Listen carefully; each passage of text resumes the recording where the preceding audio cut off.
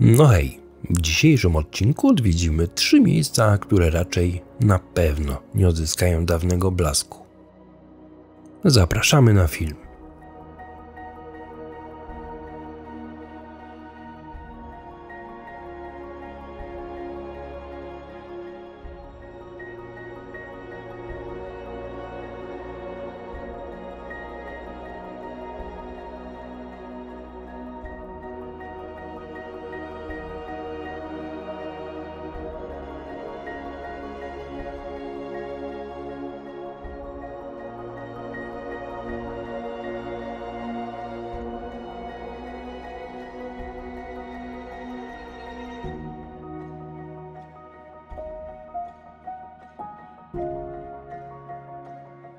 Dwór z początku XIX wieku wzniesiony przez Karskich.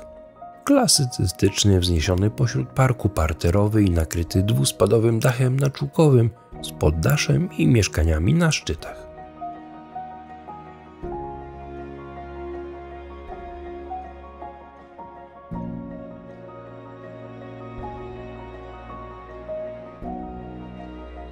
W 1885 roku wieś o niemieckiej nazwie Dambridge stanowiła gminę wiejską oraz dobra w powiecie konińskim Królestwa Polskiego.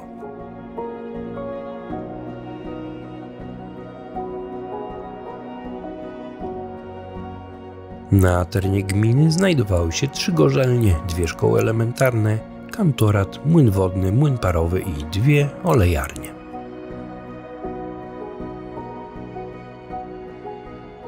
Niestety nie wiemy, kto otrzymał Dąbroszyn na początku XX wieku.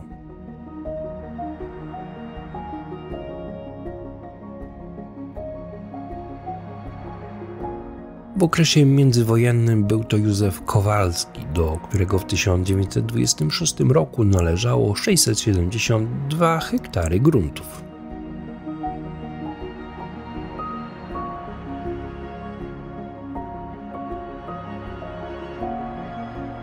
Następnie właścicielem majątku został kapitan pilot Wojska Polskiego Józef Szyfer.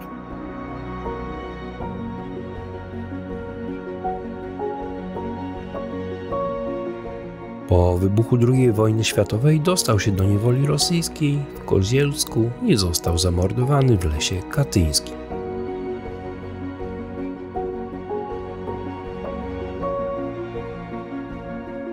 Majątkiem w okresie wojny zarządzał Niemiec o nazwisku Lucer, źle wspominany przez pracowników i mieszkańców wsi pochodzenia polskiego.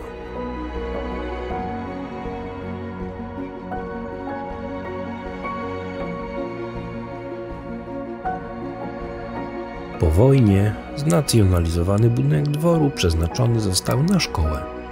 Mieściła się ona tutaj przez kilkadziesiąt lat, następnie została przeniesiona do wyremontowanej oficyny dworskiej.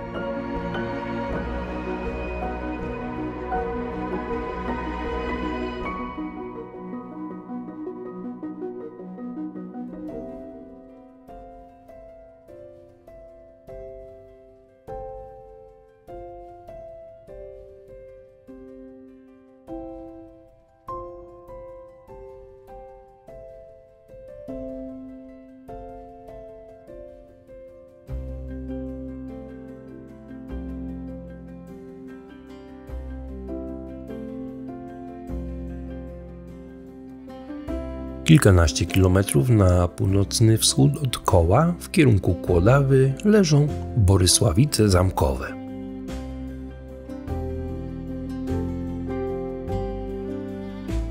Drugi człon nazwy tej wsi związany jest z zamkiem zbudowanym tutaj w 1425 roku przez doradcę Jagiełły, arcybiskupa gnieźnieńskiego Wojciecha Jastrzębca.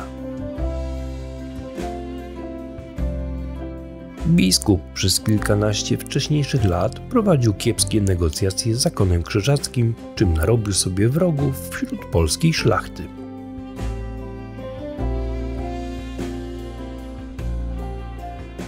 W zamku ukrył potężny majątek.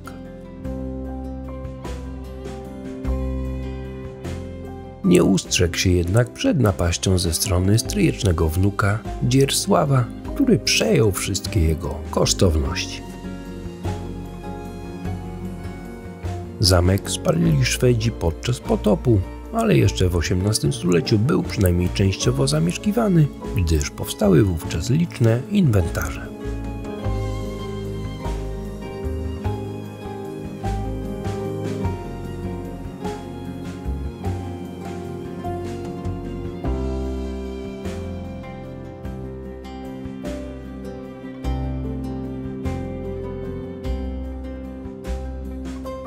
Budowlę prawdopodobnie porzucono pod koniec XVIII stulecia lub na początku XIX wieku, po czym popadła ona w całkowitą ruinę.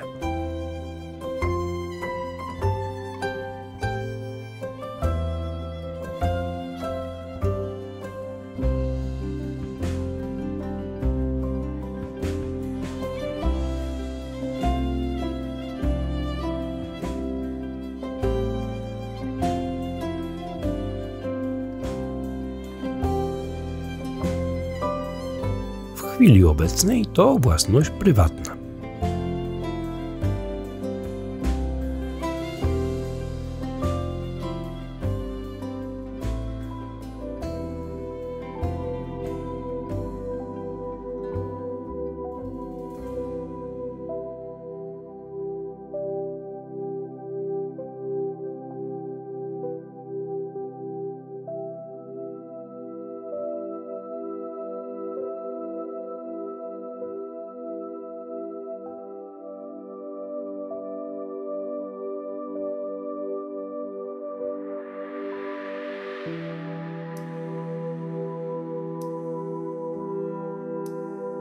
W 1715 roku wieś oficjalnie odziedziczył Franciszek Kaliszkowski, ożeniony z Zofią Zakrzewską.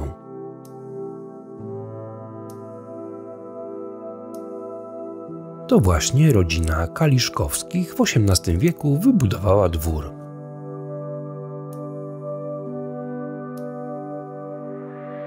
W 1846 roku dziedzicem Malczewa został Bolesław Poniński, ożeniony z Leokadią Grabowską.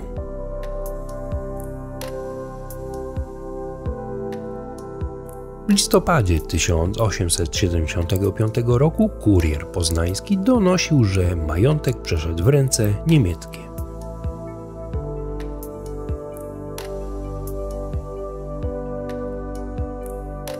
W 1926 roku 800-hektarowe dobra należały do Stefana Frankowskiego i Bartłomieja Chełmickiego, dostarczając 3715 talarów czystego dochodu gruntowego. Wieś w 1930 liczyła 232 mieszkańców. Pod koniec II wojny światowej, według miejscowej legendy, we wsi miała miejsce egzekucja kilkunastu Niemców, weteranów, którzy ukryli się w domu zarządcy majątku i postanowili walczyć z nadchodzącymi Rosjanami.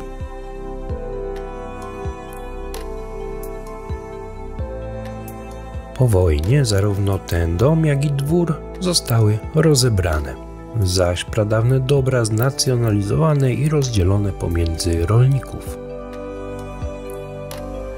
Na chwilę obecną nie posiadamy zdjęć ani opisu nieistniejącego dworu. Wiem tylko, że wznosił się on pośrodku parku, wybudowany był na planie odwróconej litery L. Na osi fasady znajdował się okrągły podjazd otaczający klomb, za dworem znajdował się największy ze stawów.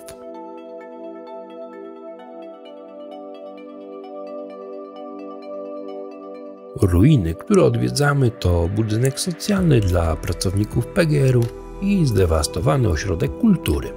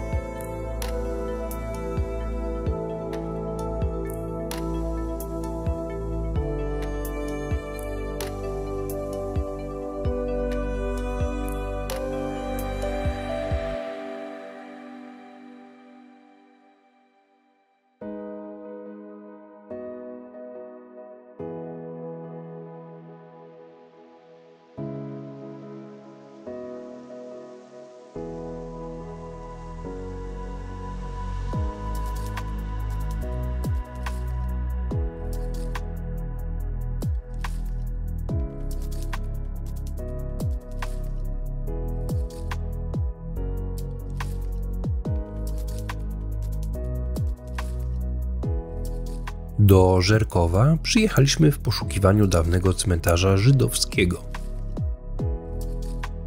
Mimo usilnych starań niestety nam się to nie udało. Poszliśmy więc w okolice dawnego kościoła ewangelickiego w Żerkowie, gdzie znajdował się cmentarz ewangelicki. Ciekawostką jest kilka zachowanych płyt grobowych w dwóch językach, niemieckim i hebrajskim.